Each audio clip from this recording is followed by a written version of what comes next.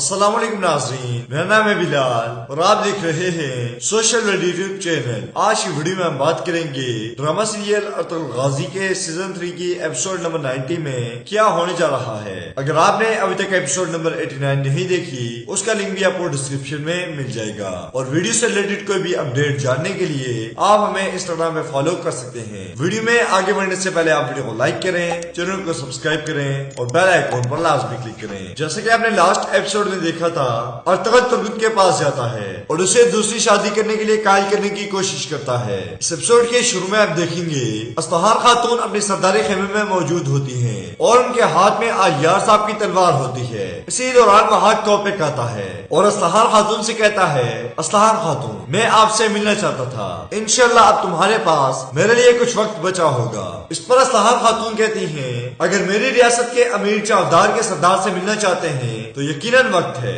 اس پر kopek کہتا ہے، میں یہاں چاودار قبیلے کے سردار اسلحان سے ملنے نہیں آیا بلکہ اپنی ہونے والی دلہن سے ملنے آیا ہوں۔ یہ سن کر اسلحان خاتون کہتی ہیں، پھر آپ بیکار میں آئے ہیں امیر حضرت۔ اس پر کوپیک کہتا ہے، اسلحان مجھ پر رحم کرو، کیا تمہیں اپنے بابا کا وعدہ یاد نہیں؟ انہوں نے مجھ سے وعدہ کیا تھا کہ اسلحان میری بیوی بنے گی۔ یہ سن کر اسلحان خاتون کہتی ہیں، میں نے بھی اپنے بھائی سے وعدہ کیا تھا، میں اپنے قبیلے کو نہیں چھوڑوں گی۔ اس پر کوپیک کہتا ہے، پھر تم نے مجھے کیوں ٹھکرایا؟ میں سلجوق سلطنت کا امیر ہوں اور مل کر ہم تمہارے قبیلے کو پرانی حالت میں بحال کرتے ہیں۔ اس پر اسلحان خاتون کہتی ہیں، امیر حضرت ہم اپنا خیال خود رکھ سکتے ہیں۔ یہ سن کر کوپیک کہتا ہے، مجھے لگتا ہے کہ تم معاملے کی سنجیدگی سے بے خبر ہو اسلحان۔ اگر تم میرے مخالف گئی تو پھر تمہارا کیا خیال ہے؟ تمہارے قبیلے کا کیا بنے گا؟ اور دوسری جانب ارطغرل ترگت کو دوسری شادی کے لیے قائل کر رہا ہوتا ہے اور ترگت کہتا ہے، بھائی اگر میری 1000 جانیں ہوں تو میں سب آپ پر قربان کر دوں گا، لیکن مجھ سے شادی کا نہ کہیں۔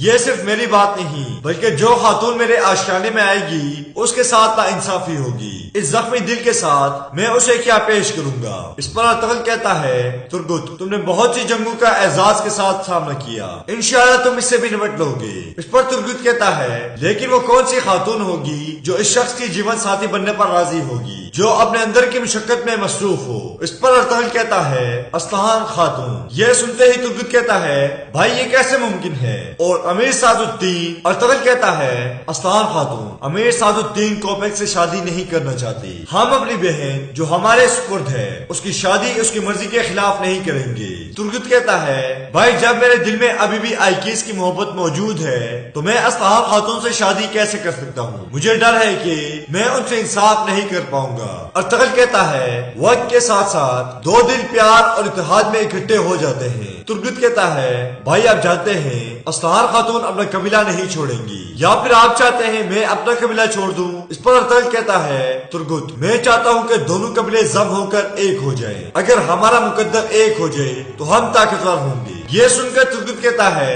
ٹھیک ہے بھائی، میں اپنے قبیلے کے لیے اپنے دل میں لگی آگ کو اپنے آنسو سے بجھا دوں گا۔ دوسری جانب کوپیک اسلحان خاتون سے کہتا ہے، تم نے مجھ سے وعدہ کیا تھا کہ تم میری بیوی بنو گی، اب تم اپنا وعدہ توڑ کر اپنی ساکھ کو خراب کرو گی۔ یہ سن کر اسلحان خاتون کہتی ہیں، امیر حضرت آپ اپنے نفس کے غلام بن گئے ہیں، آپ کو اپنے غرور اور ساکھ کے آگے کوئی نظر نہیں آتا۔ اس پر کوپیک کہتا ہے، اس کا میری ساکھ سے کوئی تعلق نہیں اسلحان، اور دنیا میں کوئی ایسا بہادر نہیں جس کی اتنی ہمت ہو کہ وہ اس خاتون کو اپنائے جس نے امیر سعد الدین کوپیک کو ٹھکرایا۔ اسلحان اگر تم نے مجھے چھوڑا تو تم اپنی تنہائی میں ختم ہو جاؤ گی۔ اسلحان خاتون کہتی ہیں، امیر حضرت میرا دکھ میرا علاج میرا قبیلہ ہے۔ پھر اسلحان خاتون کہتی ہیں، اب میں آپ کی منگیتر نہیں بلکہ چاودار کی سردار ہوں۔ اس کے بعد اسلحان خاتون منگنی کی انگوٹھی جو کوپیک نے انہیں دی تھی وہ اتار دیتی ہیں اور کوپیک کے ہاتھ میں رکھ دیتی ہیں۔ اس پر کوپیک کو ایک شدید دھچکا لگتا ہے اور بہت غصہ آتا ہے۔ پھر کوپیک کہتا ہے، اسلحان تم ان دیواروں پر اپنا سر پٹک پٹک کر پچھتاؤ گی۔ اس کے بعد کوپیک وہاں سے چلا جاتا ہے۔ اس کے بعد آپ دیکھیں گے ارطغرل اپنے سرداری خیمے میں حائمہ خاتون اور حلیمہ سلطان کے ساتھ بیٹھا ہوا ہے اور وہ ان سے ترگت اور اسلحان خاتون کی شادی کے متعلق بات چیت کرتا ہے۔ یہ سن کر حلیمہ سلطان کہتی ہیں، حضور آپ سپاہی ترگت کے اندر پیار کی جو آگ جل رہی ہے اس کو کیسے ختم کریں گے؟ اس پر ارطغرل کہتا ہے، حلیمہ سلطان مشکلات کے بغیر کوئی راحت نہیں ملتی، میں نے ترکت سے بات کی ہے، اگر اس پر اسلحہ خاتون بھی راضی ہوتی ہیں تو پھر سب کچھ ٹھیک ہوگا۔ یہ سن کر حلیمہ سلطان کہتی ہیں حضور کیا امیر حضرت اس کو گوارا کر پائیں گے؟ اس پر ارطغرل کہتا ہے امیر سعد الدین انہیں زیادہ نقصان نہیں پہنچا سکتا، اگر اس نے انہیں کسی بھی قسم کا نقصان پہنچانے کی کوشش کی تو وہ مجھے اپنے سامنے کھڑا پائے گا۔ پھر ارطغرل حلیمہ سلطان اور حلیمہ خاتون سے کہتا ہے آپ اسلحہ خاتون کی مرضی جاننے کے لیے اس کے پاس جائیں۔ اس کے بعد آپ دیکھیں گے کراچی حصار قلعے میں نیکولس ایکٹرینا کے ساتھ کھڑا ہے اور اس کے ہاتھ میں شہنشاہ کی طرف سے آیا ہوا ایک خط ہے۔ نیکولس کہتا ہے شہنشاہ نے اس خط میں لکھا ہے کہ آپ ترکوں کے ساتھ مذاکرات کریں، ترک جو بھی چاہتے ہیں انہیں دو، وہ یہاں امن مذاکرات کے لیے کمانڈر عارض کو بھیج رہے ہیں۔ اس پر ایکٹرینا کہتی ہے ایسے عظیم کمانڈر کو بھیج کر شہنشاہ نے اچھا فیصلہ کیا ہے۔ اس پر نیکولس کہتا ہے ہم ترکوں کے ساتھ لڑ سکتے تھے، ہم مقابلہ کر سکتے تھے۔ اس پر ایکٹرینا کہتی ہے نیکولس ہمارے اکثر سپاہی مارے جا چکے ہیں۔ اس پر نیکولس کہتا ہے ہم بھی ویسلوس کی طرح اعزاز کے ساتھ مر سکتے تھے۔ تو ایکٹرینا کہتی ہے ویسلوس اپنی لالچ اور غصے کی وجہ سے بیکار میں مارا گیا، یاد رکھو جب تک ہمارا قلعہ قائم ہے ہماری عزت اور وقار بھی قائم ہے۔ اسی دوران ایک سپاہی آتا ہے اور نیکولس سے کہتا ہے سلطان کی طرف سے ایک ایچی آیا ہے۔ اس پر نیکولس کہتا ہے اسے اندر بھیجو اور ایکٹرینا نیکولس سے کہتی ہے صحیح انتخاب پر ڈٹ جاؤ ورنہ تم اس کی قیمت چکاؤ گے۔ اور دوسری جانب ارطغرل کا پیغام لے کر حلیمہ سلطان اور حلیمہ خاتون اسلحہ خاتون کے پاس جاتی ہیں اور ان سے کہتی ہیں میری بچی تمہارے مسائل ہمارے مسائل ہیں، تم ارطغرل صاحب کی بہن ہو اور میری بیٹی ہو، ہم نہیں چاہتے کہ تمہاری شادی ایک ایسے شخص سے ہو جس کے ساتھ تم شادی نہیں کرنا چاہتی۔ اس پر اسلحہ خاتون کہتی ہیں اللہ آپ سے راضی ہو لیکن امیر سعد الدین مجھے آرام سے نہیں رہنے دیں گے۔ اس پر حلیمہ خاتون کہتی ہیں میری بچی امیر سعد الدین تمہیں اکیلا سمجھتا ہے، وہ تمہیں لاچار سمجھتا ہے۔ میری بچی بھیڑیا صرف شیر سے ڈرتا ہے، تمہیں ایک ایسے شیر کی ضرورت ہے جو تم سے پیار کرے اور تمہارا دفاع کرے اور جو کوپیک سے کہے اصفہان میرا حصہ ہے اس سے دور رہو۔ ارطغرل صاحب کا خیال ہے کہ کوپے کے شر سے بچنے کا صرف واحد راستہ آپ کسی اور سے شادی کر لیں۔ یہ سن کر اسلحہ خاتون کہتی ہیں امی جان میرے امیر سعد الدین کو انکار کے بعد کون مجھ سے شادی کرے گا؟ اس پر حلیمہ خاتون کہتی ہیں میری بچی وہ شیر دل سپاہی ترگت ہے۔ ارطغرل صاحب تم دونوں کو ایک دوسرے کے لیے موزوں سمجھتے ہیں لیکن ظاہر ہے اس میں تمہاری مرضی شامل ہونا ضروری ہے۔ دوسری جانب عارف صاحب سلطان کا پیغام لے کر کراچی حصار قلعے پہنچ جاتے ہیں۔ نیکولس کہتا ہے تم کیا بات کرنے آئے ہو ترک؟ اس پر عارف صاحب کہتے ہیں عظیم سلجوقی سلطان عزت مآب علاء الدین کے قباد نے فرمان جاری کیا ہے آپ سے کراچی حصار قلعہ بدعنوانی کا نہیں بلکہ انصاف کا آشیانہ ہوگا، اگر تم قلعہ ہمارے حوالے کرتے ہو تمہاری زندگیاں بخش دی جائیں گی، بصورت دیگر نہ ہم کسی پتھر پر کوئی پتھر اور نہ کسی کندھے پر کوئی سر چھوڑیں گے، جو مزاحمت کریں گے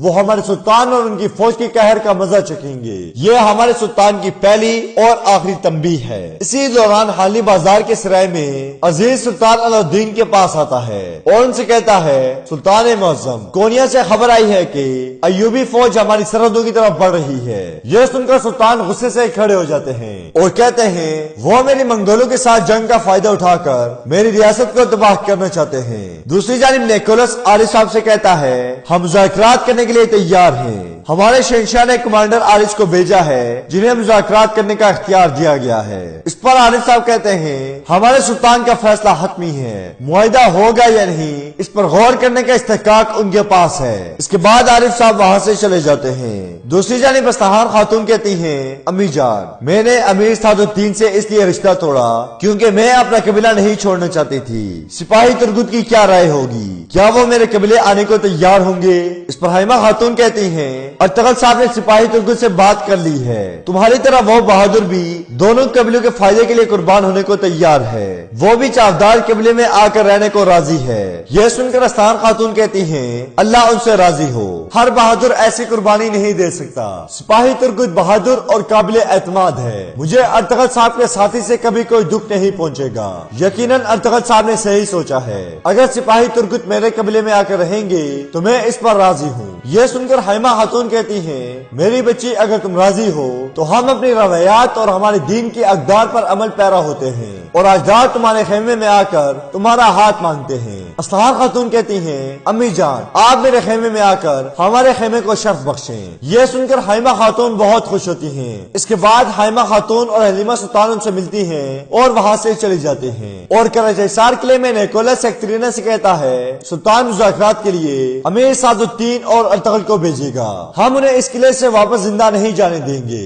یہ سن کر ایکٹرینا کہتی ہے کیا تمہیں اندازہ ہے تم کیا کہہ رہے ہو؟ اس پر نیکولس کہتا ہے ارطغرل کو دوبارہ پکڑنے کا اس سے بہتر کوئی موقع نہیں ملے گا۔ اس پر ایکٹرینا کہتی ہے میں تم سے زیادہ ارطغرل اور سعد الدین کوپے کی موت چاہتی ہوں، لیکن اس طرح ممکن نہیں۔ اگر تم نے ایسا کیا تو سلطان قلعے کو ہمارے سروں پر گرا دے گا۔ اس کے بعد ایکٹرینا اپنا خنجر اٹھاتی ہے اور نیکولس سے کہتی ہے جب بارش آیا تو تم کیا کرو گے؟ وہ یہ کبھی بھی نہیں ہونے دے گا۔ یہ سن کر نیکولس کہتا ہے ضرورت پڑنے پر میں اسے بھی مار دوں گا۔ اسی دوران ایک سپاہی آتا ہے اور کہتا ہے کمانڈر عارض سپاہیوں کے ساتھ قلعے پہنچ گئے ہیں۔ یہ سن کر ایکٹرینا کہتی ہے ہمیں اپنے شہنشاہ کے عظیم کمانڈر کو زیادہ انتظار نہیں کروانا چاہیے اور پھر وہ دونوں کمرے سے نکل جاتے ہیں۔ اس کے بعد ہم دیکھیں گے حالی بازار کے سرائے میں ارطغرل ترگت اور بامسی کے ساتھ موجود ہوتا ہے۔ اسی دوران اس کے پاس عبد الرحمن آتا ہے اور ارطغرل سے کہتا ہے حضور حلیمہ خاتون نے آپ کے لیے خوشخبری بھیجی ہے، اما حلیمہ نے کہا ہے کہ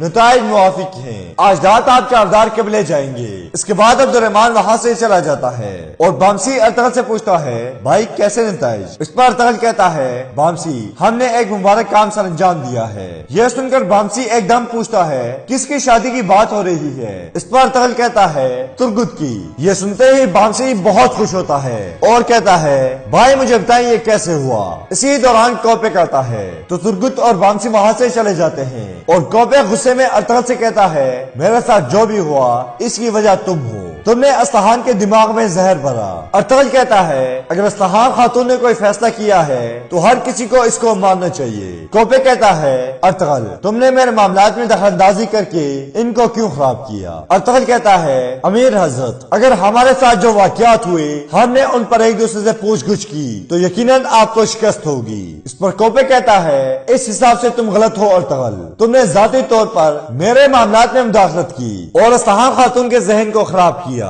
اور دوسری جانب سرائے کے کمرے میں بامسی ترگت کے سامنے کھڑے ہو کر اچھل رہا ہوتا ہے اور خوشی میں ایک ہی سانس میں اس سے کئی سوالات کر دیتا ہے کون ہے وہ، کہاں سے ہے، کیا وہ ہمارے قبیلے سے ہے یا پھر کسی اور قبیلے سے؟ بھائی مجھے بتاؤ، خاموش مت بیٹھو۔ ترگت کہتا ہے بامسی جب تم چپ کرو گے تو تب میں تمہیں کچھ بتاؤں گا۔ اس پر بامسی ترگت کے پاس بیٹھ جاتا ہے اور اسے کہتا ہے بھائی میں بہت خوش ہوں، اب مجھے بتاؤ۔ ترگت کہتا ہے ارطغرل بھائی چاہتے ہیں کہ میں اسلحان خاتون سے شادی کر لوں۔ یہ سنتے ہی بامسی سکتے میں آ جاتا ہے اور گہری سوچ میں بڑھ جاتا ہے۔ یہ دیکھ کر ترگت بامسی کو جھنجھوڑتا ہے اور کہتا ہے بامسی ہوش میں آؤ۔ اور بامسی ترگت سے کہتا ہے بھائی اسلحان خاتون کی منگنی سعد الدین کوپیک سے نہیں ہوئی کیا؟ اس پر ترگت کہتا ہے اسلحان خاتون کوپیک سے شادی نہیں کرنا چاہتی، اس لیے ارطغرل صاحب چاہتے ہیں کہ میں ان سے شادی کر لوں۔ یہ سن کر بامسی کھڑا ہو جاتا ہے اور شور مچاتے ہوئے کہتا ہے تم نے اس پہاڑی ریچھ کو پوری دنیا دے دی، میرے بھائی اسلحان خاتون اور تم ایک دوسرے کے لائق ہو،